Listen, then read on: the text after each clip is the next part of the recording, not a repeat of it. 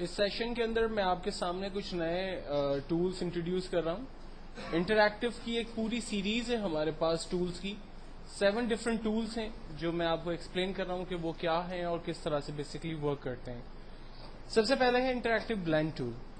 देखें, अगर 2 different objects हम क्रिएट करते हैं, फॉर एग्जांपल पहला मैंने स्क्वायर ड्रॉ किया एक कलर के साथ, दूसरा मैंने सर्कल बना दिया विद डिफरेंट कलर, और अब मैं दोनों ऑब्जेक्ट्स को आपस में मर्ज करना चाहता हूं। तो हम यहां से पहला टूल सेलेक्ट करते हैं, इंटरैक्टिव ब्लेंड टूल, और स्क्वायर से रेंज बनाते हुए सर्कल तक की रेंज बना लेते हैं। आप देखें, इसने स्क्वायर और सर्कल को की जो है वो रेंज मिला दी आपस में, और नंबर ऑफ कॉपीज उसने जनरेट कर दी।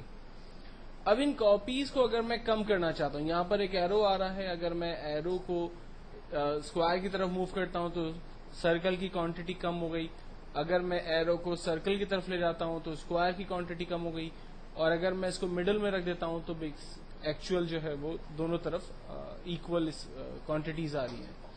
इनके टूल्स भी हमारे पास अवेलेबल है टॉप पर। लाइक अगर मैं इनके कलर्स, इनके शेड्स वगैरह चेंज करना चाहता हूं, किसी तरफ इनकी पोजीशन को बढ़ाना चाहता हूं और कम करना चाहता हूं, तो वो हम यहां से यूज कर सकते हैं।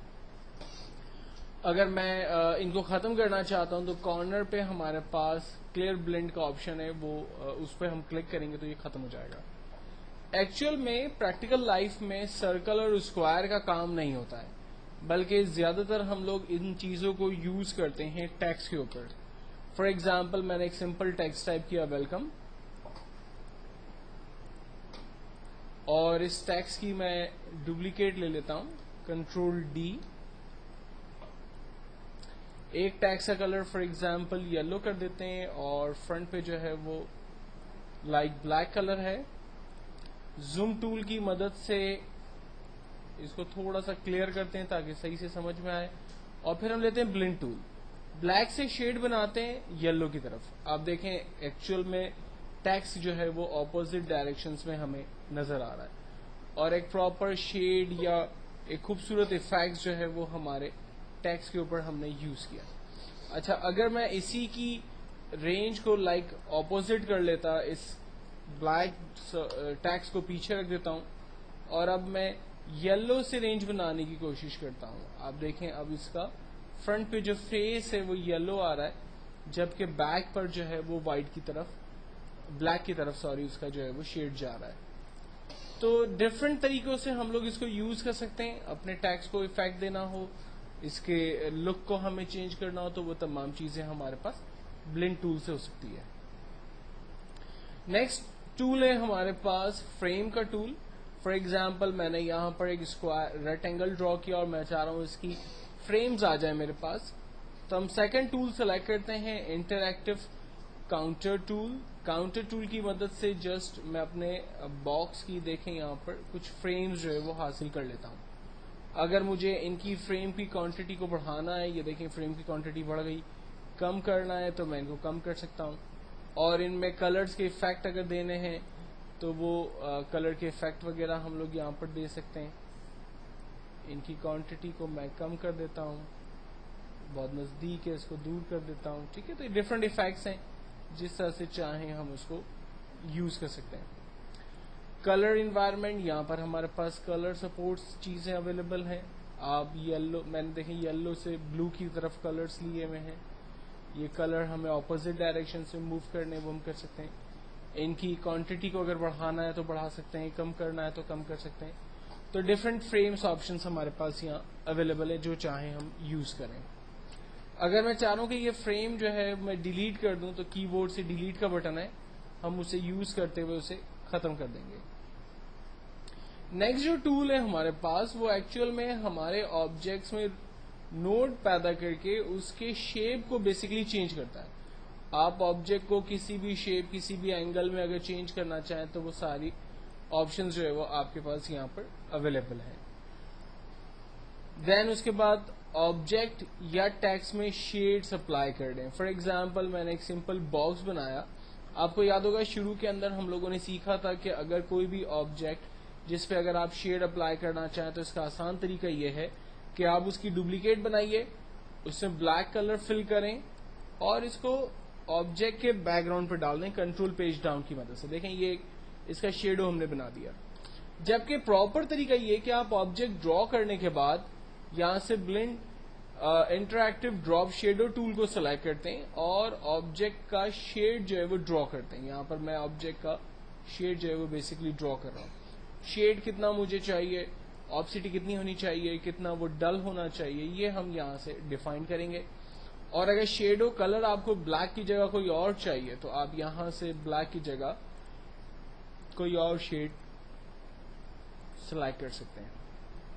अगर इसे खत्म करना हो तो फाइनली हम क्लियर ड्रॉप शेडो पे क्लिक करते हैं। ऑब्जेक्ट पे जो शेड अप्लाई हो रहे थे वो हमने खत्म कर लिए। और यही चीज अब टेक्स्ट के ऊपर भी अप्लाई होती है। फॉर एग्जाम्पल अगेन मैं एक टेक्स्ट टाइप कर रहा हूं और मैं चाहता हूं कि इस टेक्स्ट पर भी शेड अप्लाई हो जाए, तो तरीका बिल्कुल वही है। आप ड्रॉप शेडो सिलेक्ट करते हैं और इसकी रेंज बनाकर इसको ड्रॉप करते हैं। ये देखें इसका शेड जो है वो हमारे पास आ रहा है। प्रॉपर्टी बाकी सब कुछ वही है। अगर आप शेड के कलर चेंज करना चाहते हैं या शेड को जो है वो सॉफ्ट और हार्ड रखना चाह रहे हैं तो ये चीजें आप यहाँ पर डिफाइन कर सकते हैं। और अगर खत्म करना चाह रहे हैं तो क्लियर ड्रॉप शेडो करते हैं, शेड्स हमारे खत्म हो जाते हैं। शेड के बाद नेक्स्ट टूल है interactive envelope tool. Envelope tool basically हमारे टेक्स्ट पर नोट ले आता है जिससे हम उसको चेंज कर सकते हैं।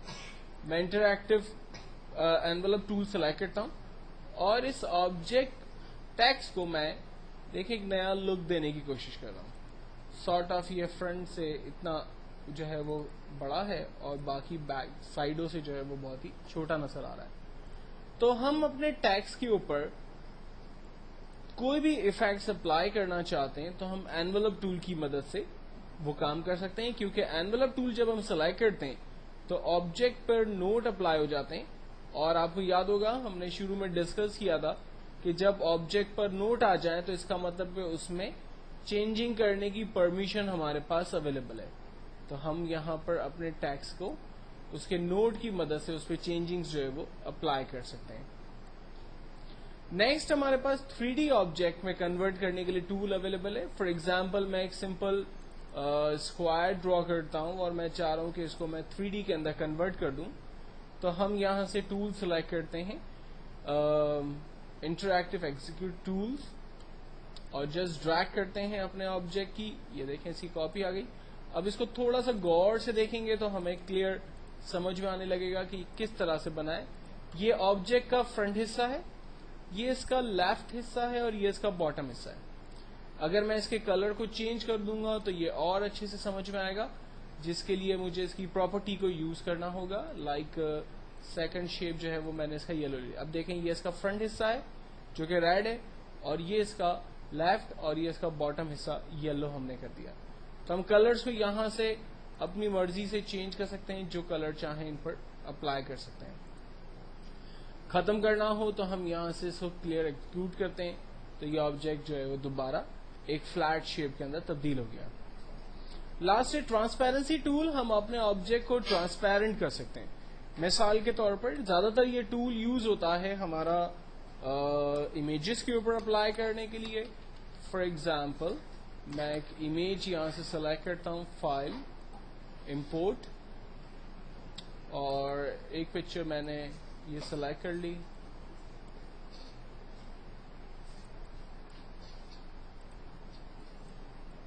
और दूसरी पिक्चर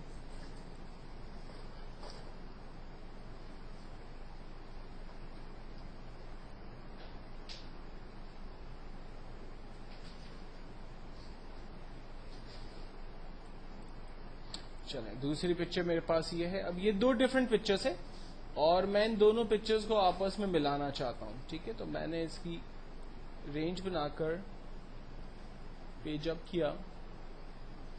अब ये दोनों पिक्चर्स जो है वो जब मैंने मर्ज किए तो बाकायदा ऐसा लग रहा है कि ये दोनों अलग अलग पिक्चर्स हैं। अब मैं चाह रहा हूं ये दोनों को जब मैं मर्ज करूं तो एक जैसी दिखें। तो हम लोग सिलेक्ट करते हैं ट्रांसपेरेंसी टूल और अपनी इस पिक्चर की रेंज बनाते हुए इसके ऊपर से मूव करते हैं, ड्रैग करते हैं। अब देखें पिक्चर जो है वो उसके साथ मर्ज हो गई है। ठीक है, देखें ऐसा लग रहा है कि जैसे दोनों पिक्चर आपस में एक भी है। हालांकि ऐसा नहीं है, जो ऑरेंज पिक्चर थी वो अलग है और हमने आई की पिक्चर को अलग से जो है वो ड्रॉ किया। और हमने इन दोनों को आपस में मर्ज करने के लिए क्या किया, ट्रांसपेरेंसी टूल को सेलेक्ट किया, जस्ट रेंज ड्रॉ कर दी। आप देखें पिक्चर जो है वो उसकी रेंज ड्रॉ हो गई और बेसिकली ऐसा लग रहा है कि जैसे दोनों पिक्चर को आपस में मर्ज किया गया है।